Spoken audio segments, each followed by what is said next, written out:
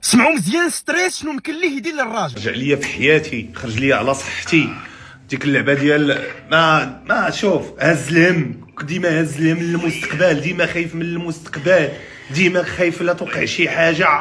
وفي الاخر جمعناها في صحتنا. ها هو دابا عرفتي راه الدار هذا راه شحال، راه من بداني الدار من 2018 لدابا بسبب الستريس. اش ربحت من هذا الستريس؟ ما ربحنا والو. رخا الله والله الا دابا شوف نقول لك، من نهار وليت راه دايره في يد الله. المهم بنادم تيخدم تيدير اللي عليه وطلقها في يد سيدي ربي. بعدا رديت شويه صحتي، راك شتيني كي كنت رقيق. بعدا راه شويه تقعدنا، راه علاش اخويا راك شتيني كي كنت رقيق. بعدا راه شويه تقعدنا، راه علاش اخويا؟ حيت لقيت في الاخر توقع ليا شي حاجه. حتى هذوك الوليدات ما غادي نلقى باش نوقف معاهم. صافي طلقتها في سيدي، صافي طلقتها في يد الله اخويا. فين ما بغات توصل ياك تنخدمو تنضربو. شوف صافي انت تكون هاز الهم للحاجه، هي راه مزيان تكون هاز الهم للحاجه، ومزيان انك باغي توصل، ومزيان راه مزيان. ولكن ملي كيولي حاله مرضيه اللي كتخليك تولي كتخاف انت من المستقبل، تيولي عندك الرعب، تتولي تخدم كي حاشاك، اسمح لي على التعبير، كي الحمار بالصباح والعشيه. ما ناوديك لاباس، خاف الله. داكشي اللي غادي يبغي الله توصل ليه، غادي توصل ليه. دابا بكثرت ما تتولي هاز الهم وخدام الخدمه لخدمه، تتولي تطيح في واحد المصيبه كبيره سميتها البيرن اوت، وهي اللي طحت فيها انايا. هاد البيرن اوت الا مشيتي تحطي فيه تيخصك واحد الريكوفرومون، راه يقدر يمتد لسنوات باش ترجع انسان قادر عاوتاني من انه يخدم. راه توصل لواحد المرحله في هاد البيرن اوت، راه تقدر تولي تشوف الفلوس قدامك ساهلين، تخدمها شويه وتجبدهم وما باغيش تخدم. وهذاك هو المصيبه اللي كنت طحت فيها انا، هذا البيرن اوت هذا. وراه تنقول لك البيرن اوت راه ماشي قضيه شهر، ولا راه تقدر يبقى 3 سنين 4 سنين يلاه ترجع راسك. لهذا اخويا كثرت الخدمه وكثرت الستريس راه غادي تخليك اخويا طيح في هذا المشكل هذا. تلاقيت مع واحد صاحبي، تلاقيت معاه في واحد ستاسيون دغوبو، وغير تلاقينا باغازار. وفينا صاحبي شتك خبرتي من الويب هذا، قال لي راه انا وليت، قال لي بقيت تابع الخدمه في الاونلاين ومستريس راسي. قال لي راه تا وليت تنطيح بلي كريس ديال بيليبسي صاحبي، بعد لو ستريس طاح ولا تيجيو لي كريس ديال بيليبسي. هما انا اخويا على رخا الله صاحبي. كتقول انا باقي ما درت والو في الدنيا، خاصني نضرب تماره. واخا سيدي ربي تتكون خدامه انت بدا تيعطيك، تيولي الطمع صاحبي. داكشي كنتي واحد عامين 3 سنين كنتي غير تحلم به، تتوصل ليه تيولي يبان لك عادي ما ساوي والو. هذاك الشيء عندك تتولي باغي حاجه اخرى، تدخل في هذيك الدائره ديال ما باقيش كتشبع، وتتولي باغي غير تخدم، وباقي بغيتي تزيد لقدام. وما كتحمدش الله، ما تقولش واحد الوقفه تامليه تقول وشوف الحمد لله راه انا وصلت لهنا وكومين. المهم ضمنت هادي، وصلت لهادي، قديت هادي. كتولي انت داخل في واحد تيقول لها الرات ريس، تدخل في رات ريس، تبقى انت داكشي تتوصل ليه ما تيكفيكش تزيد وتبقى غادي. واش سمعتوا ستريس شنو يمكن ليه يدير الراجل؟ واش سمعتوا مزيان؟ من اكثر الحوايج اللي كيدمروا حياه الراجل هو هذا الستريس اللي دوا فيه امين راغب. اقسم بالله العلي العظيم الا من اصعب الحوايج. بنادم كيبقى هاز الهم بزاف وستريس. انا ما نكذبش عليكم، ملي طلع لي هذا الفيديو ديال امين راغب قلت راه بزاف من الناس كيطيحوا في هذا المشكل ديال ستريس. بزاف ديال الناس راه ما يمكنش انا منهم. انا من الناس اللي كانوا عانوا بسبب ستريس. انا من الناس كانوا ديما كيبقاو هازين الهم المستقبل. واخا راه انت راه يعني ربي راه ناعم عليك شي نعم، يعني ناعم عليك بواحد الخدمه مزيانه بواحد المدخول مزيان، ولكن عندك داك ستريس من التخوف من المستقبل. هادشي اللي دوا فيه بحال اللي حاكا داكشي اللي انا كنهضر معاكم. انا عشت واحد الوقت، ولكن فقط الحمد لله بالنصائح ديال الناس والنصائح ديال الوالد عندي نصائح بزاف. فقت وقلت لا خصني نعيش حياتي، مالا الدنيا هادي شحال غادي نعيشوا فيها كاع، شحال غادي نعيشوا في هاد الحياه. واش فهمتوا؟ شحال غادي نعيشوا في هاد الحياه هادي؟ الانسان يبقى يخمم بزاف ومرض راسو وناري ما غتمشي ليا فلوس. ملي كنتي كتفيق وكتقلب وملي كتبحث كتلقى ان راه داكشي فهمتي، راه كلشي بمقدار من عند الله. انت راه كتخدم كدير اللي عليك، ولكن علاش نمرض راسي؟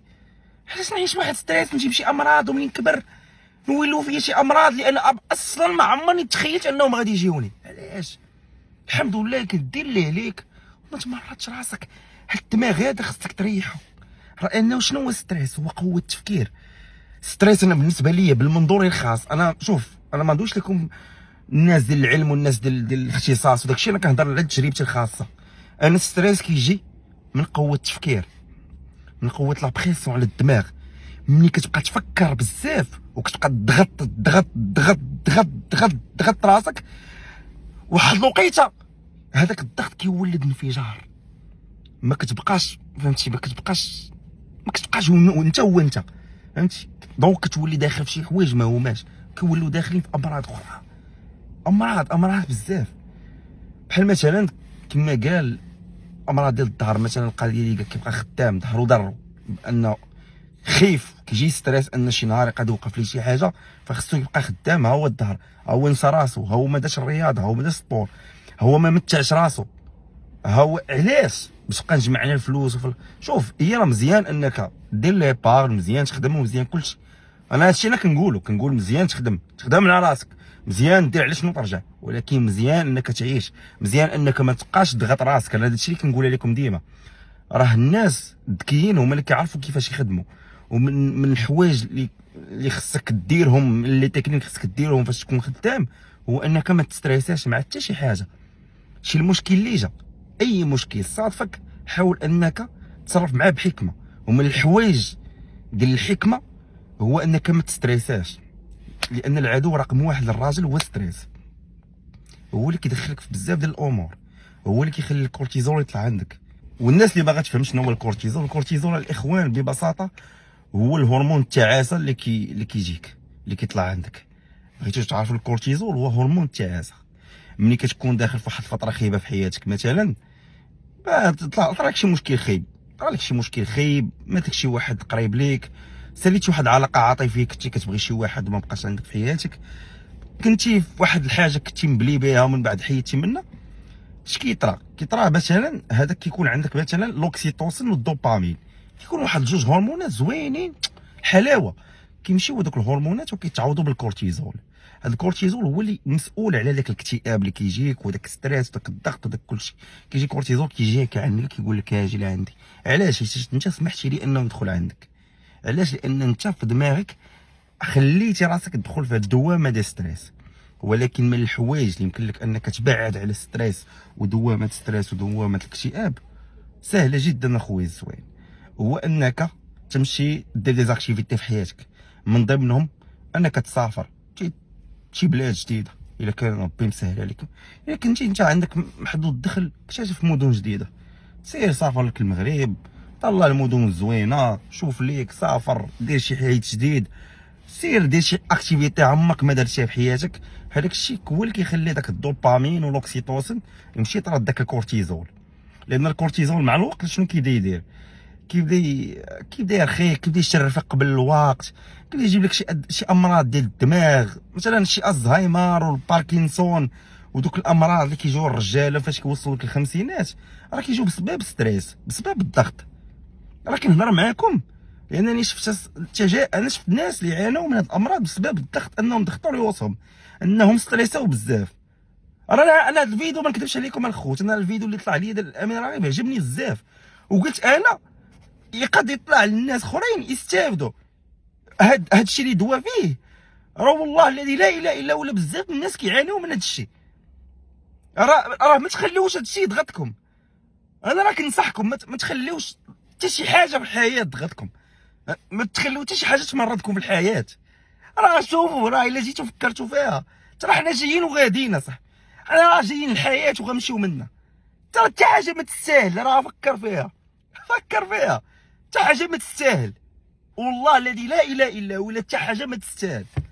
احنا كنبغيو نمرضوا ريوسنا، احنا ديما كنبغيو نمرضوا ريوسنا ودي الزار وكذا. بالا جيتي تشوف الحياه راه فهمتي ما كتبغيش كاع تمرض راسك بها، لانك عارف راسك واحد الوقيته غتموت وتخلي بلاصتك لواحد اخر.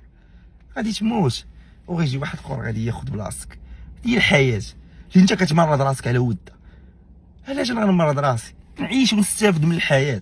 علاش نبقى نضغط براسي؟ نخدم مزيانه ناباني مزيان، هادشي كامل مزيان، نعيش مزيان، نمتع راسي مره مزيان، نسافر مره مزيان، نكتشف مره. لان كانت دابا هاد الناس اللي كيبقاو يعيشوا هاد الوهم راه كتحب لهم ان الحياه تبقى ابديه. الحياه ماشي ابديه، راه غمضتي عينيك دغيا انت وصلتي للشباب، غمضتي عينيك دغيا وصلتي للشرف، راه داك الشيء بواحد السرعه فائقه. ودابا حنا اللي كنهضروا معاكم انا راه يلاه كنعقل راسي كنت صغير، انا كبرت، انا تزوج، انا بزاف ديال الامور، بزاف ديال الناس كيعيشوا هاد اللحظه. داك الشيء علاش انا حتى شي حاجه ما بقاش كتهمني، اللي كيهمني هو الراحه النفسيه ديالو والناس اللي عزازين عليا. صافي سالينا، شي حاجه اخرى ما تمرضنيش، شي مشكل عارفو غادي يتحل. علاش نستريس على ودو؟ علاش نضغط على راسي قوه الخدمه النهار نحس براسي صافي جا واحد الوقت خاصني نحبس ونرتاح ونرجع عاوتاني بواحد السوفل جديد. حياتك كتبغي هذا الشيء، وديما خدم شي حاجه اللي ترتاح فيها، ما تخدمش شي خدمه انت ما مرتاحش فيها.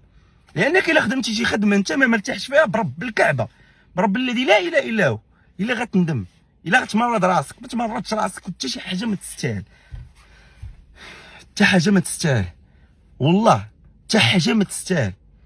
فكر فيها مزيان وقول حتى حاجه ما تستاهل.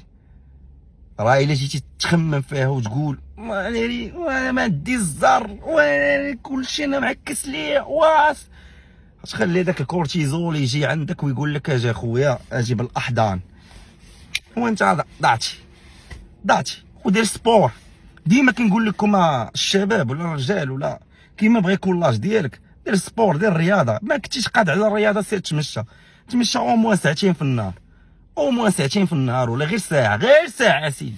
عندك هذاك التليفونات راه لي سمارت فون راه ولا فيهم واحد القضيه ديال كيحسبوا عدد الخطوات. ضرب لي اخويا واحد 6000 ولا 12000 خطوه، 6000 الفوق، بعدا جيب لوبجيكتيف ديال 6000 خطوه، 6000 7000 8000، بعدا حرك الجسم ديالك، لان داك الجسم ما حدك كتحرك انت كتخرج داك السموم اللي عندك. شو غير النظام الغذائي اللي عندنا، تخيلوا النظام معوج، خدمه مستريسيه، كنعيشوا، راه تعيش التعاسه، تعيش اكتئاب. تخيلوا هادشي كامل انت في ضدك، هاد العوامل كامله ضدك انت. فدونك اعتق راسك بحد باقي الوقت، وعرف ان راه حتى شي حاجه ما دايمه في الحياه، وما عمرك تستريسي على راسك على ود حتى شي حاجه. راه كلشي فايت. هذه القاعده اللي خصك تحطها في دماغك، كلشي فايت وحتى حاجه ما تستاهل. فهاد الشيء اللي كاين الخوت. نتمنى الفيديو يكون عجبكم، وما تنساوش انكم تبارطاجيو وتعطيو الاراء ديالكم في لي كومونتير، وتبارك الله عليكم.